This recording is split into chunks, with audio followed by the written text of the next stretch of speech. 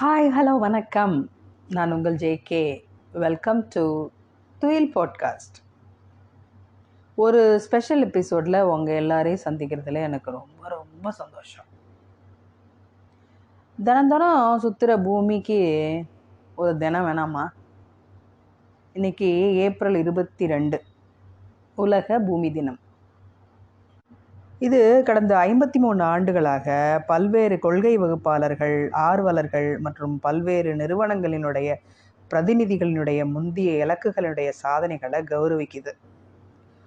பூமியினுடைய சுற்றுச்சூழலையும் மனித குலத்தினுடனான அதன் உறவையும் பாதுகாக்க பல விழிப்புணர்வு பிரச்சாரங்கள் மற்றும் நடவடிக்கைகள் நடத்தப்படுது. இந்த நாளில் உலகமெங்கிலும் ஆளக்கூடிய அதிகாரிகள், சுற்றுச்சூழல் ஆர்வலர்கள் மற்றும் இயற்கை ஆர்வலர்கள் ஒன்றிணைந்து இயற்கை மற்றும் சுற்றுச்சூழல் அமைப்புகளை பாதுகாப்பதன் முக்கியத்துவம் குறித்து பொதுமக்களுக்கு விழிப்புணர்வை ஏற்படுத்த ஒரு நிகழ்ச்சி நிரலுடன் நடவடிக்கைகளை மேற்கொள்கிறாங்க. மரங்கள் நடுதல், பிளாஸ்டிக் பயன்பாட்டுக்கு எதிராக பேசுதல், வன பாதுகாப்பிற்காக பேரணி நடத்துதல், காகித கழிவுகளை குறைக்கிறது, இது மாதிரியான செயல்கள்லாம் இதில் அடங்கும். இந்த 2024 வருஷத்துக்கான உலக பூமி தினத்தினுடைய கருப்பொருள் என்னன்னு பார்த்தீங்கன்னா, பிளானட் வெர்சஸ் பிளாஸ்டிக். பிளாஸ்டிக்னால ஏற்படக்கூடிய உடல்நல அபாயங்கள் குறித்து பரவலான விழிப்புணர்வை ஏற்படுத்துறது, ஒரு முறை மட்டுமே பயன்படுத்தக்கூடிய பிளாஸ்டிக்கை உடனடியாக ஒழிக்கிறது, பிளாஸ்டிக் மாசுபாட்டிற்கான வலுவான ஐநா உடன்படிக்கைக்கான முயற்சி மற்றும் வேகமான ஃபேஷனுக்கு முற்றுப்புள்ளி வைக்கிறது. இதுதான் இந்த ஆண்டினுடைய தீம். இந்த உலக பூமி தினத்தினுடைய முக்கியத்துவம் என்ன அப்படின்னு பார்த்தீங்கன்னா, மக்கள் தொகை அதிகரிப்பு மற்றும் புவி வெப்பமடைதல் காரணமாக காலநிலை மாற்றம் மற்றும் கடல் மட்டத்தினுடைய அதிகரிப்புக்கு வழிவகுக்கக்கூடிய இயற்கை பேரழிவுகள் மனித குலத்துக்கு மிகவும் ஆபத்தாக வளர்ந்து வருது. எதிர்காலத்தில் மனித குலம் ஒவ்வொரு ஆண்டும் ஆயிரக்கணக்கான மக்களை கொல்லக்கூடிய எண்ணற்ற பேரழிவுகளை சந்திக்க வேண்டிய வாய்ப்புகள் மிக மிக அதிகமாக இருக்குது. 2022 ஆண்டில் பல குறிப்பிடத்தக்க பசுமை கொள்கை முன்மொழிவுகள் உலகம் எங்கிலும் இருக்கிற அரசாங்கங்களால் ஏற்றுக்கொள்ளப்பட்டுச்சு. இருந்தாலும் ஒரு சிலர் மட்டும்தான் 2050 ஆண்டுக்குள்ள இந்த பசுமை இல்ல வாயு நடுநிலைமை அடைவதற்கான நடவடிக்கைகளை செயல்படுத்துகிறாங்க. சமீபத்தில் இருக்கக்கூடிய காலநிலை மாற்றத்தின அரசுகளுக்கிடையான குழு அறிக்கையின்படி பசுமை இல்ல வாயு வெளியேற்றத்தை குறைக்கிறதுக்கு கூடுதலான மற்றும் உடனடியான நடவடிக்கைகள் எடுக்கலை அப்படின்னா பூமியினுடைய வெப்பநிலை சராசரியை விட 3.2 டிகிரி செல்சியஸ் அதிகமாகும். இது மனித வாழ்க்கைக்கு பேரழிவை ஏற்படுத்தும் அப்படின்னு குறிப்பிடுறாங்க.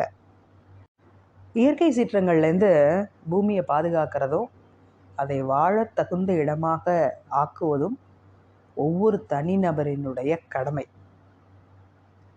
இந்த உலக பூமி தினம் இதனுடைய வரலாற்றின் பின்னணியில் யார் இருக்காங்க தெரிஞ்சுக்கலாம். முதல்ல 1970 வருஷம் ஏப்ரல் மாதம் 22 நாள் தான் உலக பூமி தினம் அனுசரிக்கப்பட்டுச்சு. விஸ்கான்சினை சேர்ந்த கெய்லார் நெல்சன், டேனிஸ் ஹெய்சு 2 பேரும் தான் இணைந்து இதை நடத்தினாங்க. 1969 வருஷத்தில் நடந்த எண்ணெய் கசிவு சம்பவத்தினுடைய பாதிப்பை நேரில் பார்த்ததும் சுற்றுச்சூழல் பாதுகாப்பினுடைய முக்கியத்துவத்தை மக்களுக்கு தெளிவுபடுத்த ஒரு விழிப்புணர்வு நாளினுடைய அவசியத்தை உணர்ந்து இந்த நிகழ்வை அவங்க தொடங்கினாங்க.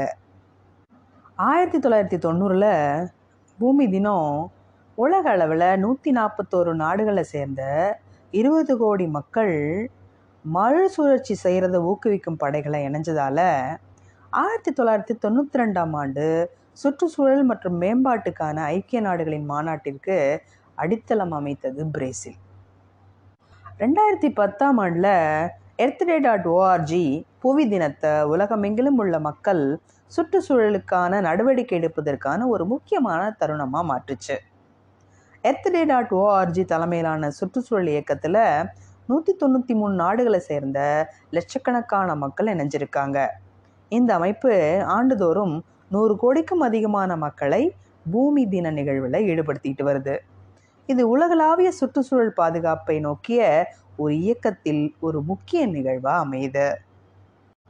ஒரு தனிநபராக இந்த உலக பூமி தினத்தை நம்ம எப்படி கொண்டாடலாம்? இந்த 2024வது வருஷத்தினுடைய உலக பூமி தினத்தின் தீம் என்னன்னு பார்த்தீங்கன்னா பிளானட் வெர்சஸ் பிளாஸ்டிக். அப்போ அங்கேருந்து தான் நாம் தொடங்கணும். பிளாஸ்டிக் மாசுபாட்டை எப்படி தடுக்கலாம்? ஒரு முறை பயன்படுத்தக்கூடிய பிளாஸ்டிக் நுகர்வை குறைக்கணும். மீண்டும் பயன்படுத்தக்கூடிய பைகள், பாட்டில்கள் மற்றும் கொள்கலன்களை பயன்படுத்தணும். பிளாஸ்டிக் கழிவுகளை முறையாக அப்புறப்படுத்தணும். முடிந்தவரை மறுசுழற்சி செய்யணும்.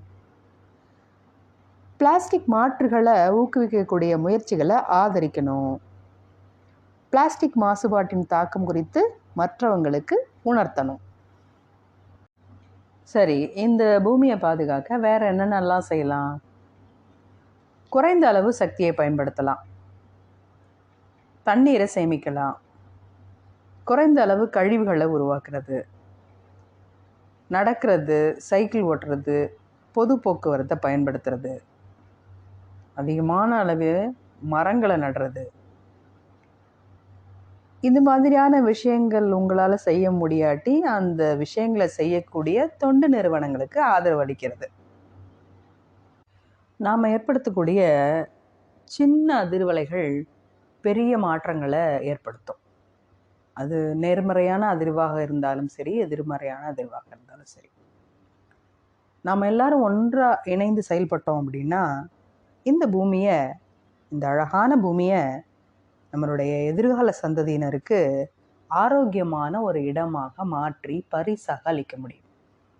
அனைவருக்கும் உலக பூமி தின நல்வாழ்த்துக்கள். மீண்டும் சந்திப்போம். நன்றி.